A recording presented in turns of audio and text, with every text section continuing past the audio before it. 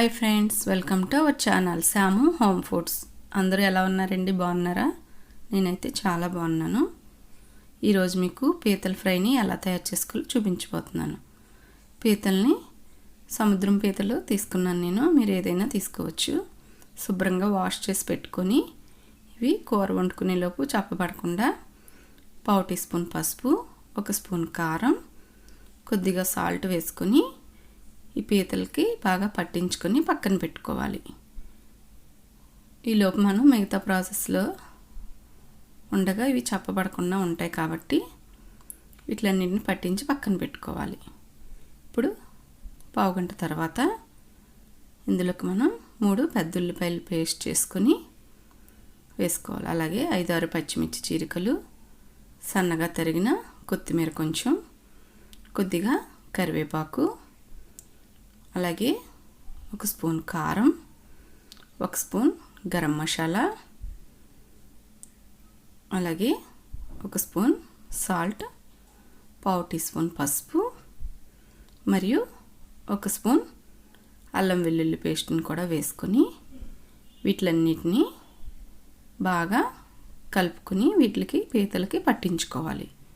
మొత్తం ఈ విధంగా పట్టించుకున్న తర్వాత స్టవ్ మీద ఒక 4-5 స్పూన్లు ఆయిల్ వేసుకొని ఆయిల్ హీట్ అయిన తర్వాత ఈ పీత ముక్కల్ని ఒక్కొక్కటిగా వేసుకొని ఫ్రై చేసుకోవాలి. అన్నీ ఈ విధంగా వేసుకొని మంటను మీడియం ఫ్లేమ్లో పెట్టుకొని ఫ్రై చేసుకోవాలి.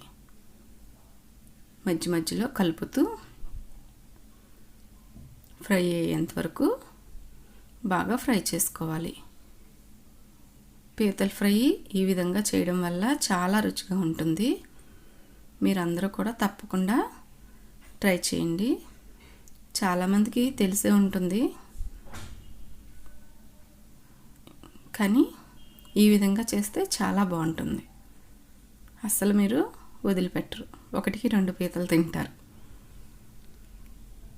బాగా ఈ విధంగా దగ్గరికి అయ్యేంత వరకు ఫ్రై చేసుకోవాలి. మొత్తం ఈ ఆనియన్స్, మసాలాలు అన్ని పేస్ట్ దగ్గరికి అయిపోయేంత వరకు ఫ్రై చేసుకొని చివరగా సన్నగా తరిగిన కొత్తిమీరతో గార్నిష్ చేసుకోవాలి. ఇప్పుడు స్టవ్ ఆఫ్ చేసి ఒక సర్వింగ్ బౌల్లోకి తీసుకోవాలి. అంతే అండి. వేడి వేడిగా నిమ్మకాయ వేసుకొని తింటే చాలా బాగుంటుంది. ఒకసారి మీరు కూడా ఇంట్లో తప్పకుండా ట్రై చేయండి.